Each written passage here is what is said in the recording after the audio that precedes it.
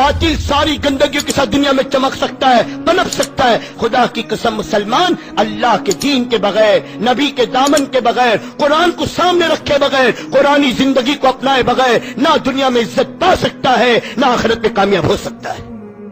ان کے چلنے کی راہ الگ ہے، ہمارے چلنے کی راہ الگ ہے۔ ان کے جینے کے انداز الگ ہے، ہمارے جینے کے انداز الگ ہے۔ ہاں، تیری جدا پسند ہے، میری جدا پسند ہے۔ ہاں، تجھے خود ہی پسند ہے، مجھے خدا پسند ہے، اور اللہ کو صرف امام الانبیاء کی ادا پسند ہے اور کوئی زندگی پسند نہیں۔ لوگ کہتے ہیں آگے بڑھو ترقی ہے، ہم کہتے ہیں پیچھے ہٹو ترقی ہے۔ اتنے پیچھے ہٹ جاؤ زندگی صحابہ نبی کی زندگی سے مل جائے، ہماری عورتیں صحابہ کی عورتوں پر آ جائے، ہمارے جوان صحابہ کے جوانوں پر آ جائے، ہمارے بوڑھے صحابہ کے بوڑھوں پر آ جائے، ہمارے معاشرے صحابہ والے معاشرے پر آ جائے، پھر اللہ آج بھی وہی اللہ ہے جو عزت کی بلندیاں دے کر دکھائے گا۔ وہ دین جس نے آدھا کو اخوا بنایا، گدڑیوں کو عالم کا سلطان بنایا، خدا کی قسم اللہ نے آج بھی اسی دین میں عزت رکھی ہے۔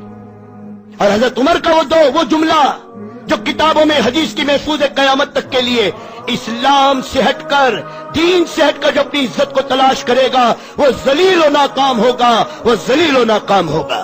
ہمیں جو کچھ عزت ملی ہے اسلام کی وجہ سے ملی ہے، اسلام سے ہٹ کر جو اپنی عزت تلاش کرے گا۔ اور آج تو مسلمان کہہ رہا ہے اسلام کو بازو میں رکھو، اسلام کو، ہاں روٹی بھوکے مرو گے، رکھو اسلام کو بازو میں، بڑا اسلام کی بات کرو، رکھو بازو میں، آگے بڑھو، آگے چلو چلو دنیا میں۔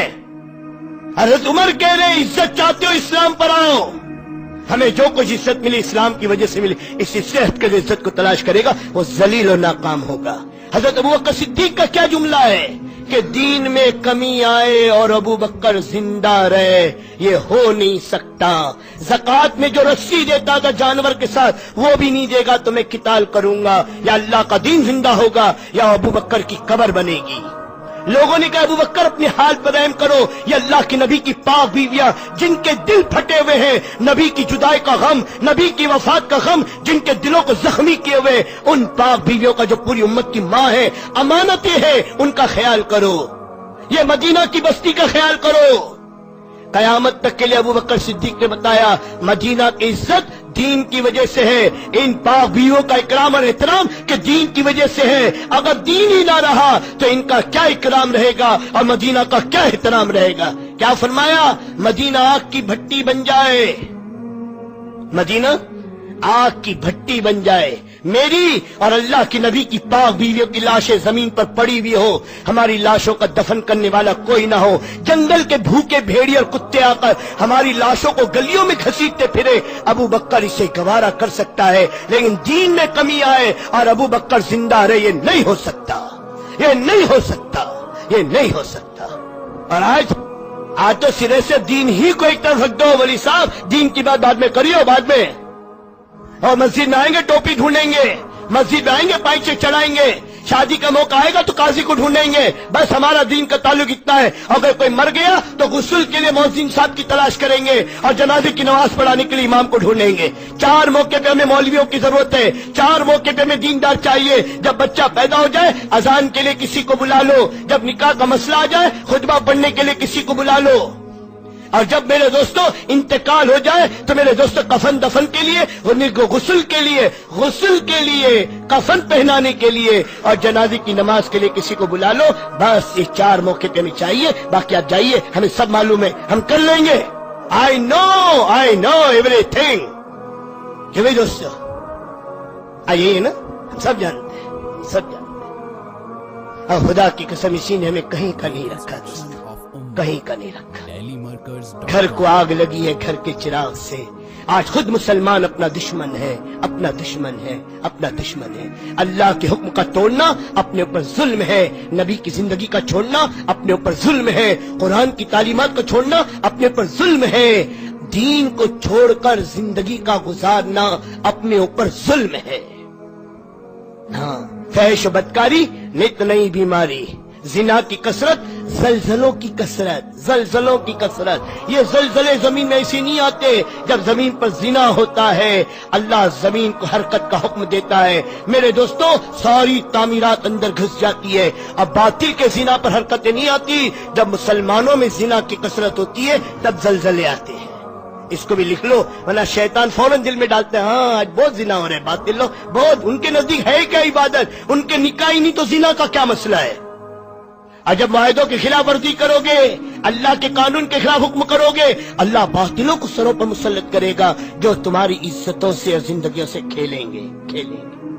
1400 سال پہلے اللہ کا نبی کہہ کر گیا، اور آج ہر بحرف ایک ایک چیز صحیح ثابت ہو رہی، لیکن پھر بھی چھوڑنے کو تیار نہیں ہے، پھر بھی اس مرض کو نکالنے کو تیار نہیں۔ بدبو آ رہی کا رونا رو رہے ہیں، لیکن گھر میں جھاڑو دینے کو تیار نہیں ہے، گھر میں جو بدبو آ رہی اسے نکال کر پھینکنے کو تیار نہیں ہے۔ بدبو کا حل سمجھ رہے، اگربتی جلا لو کام ہو جائے گا۔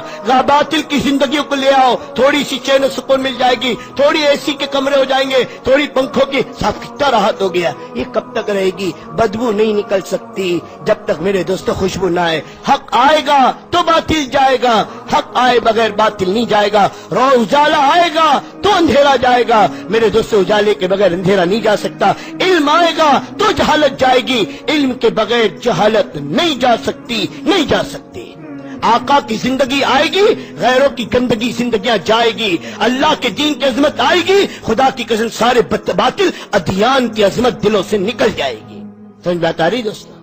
آپ کو لگا ہوگا تھوڑا جذباتی ہو گئے، جذباتی نہیں ہو گئے دوستو۔ یہ احساس ہو رہا ہے کہ جو 29 ہے، پھر تم رہو نہ رہو، میں رہوں نہ رہوں، پھر بزم رہے نہ رہے، پھر مجلس رہے نہ رہے، کل میرے دوست ہو سکتا ہے چاند رات ہو جائے، پھر یہ آخری مجلس ہو، اسی لیے میں چاہ رہا ہوں دل نکال کے آپ کو پاس رکھ دوں۔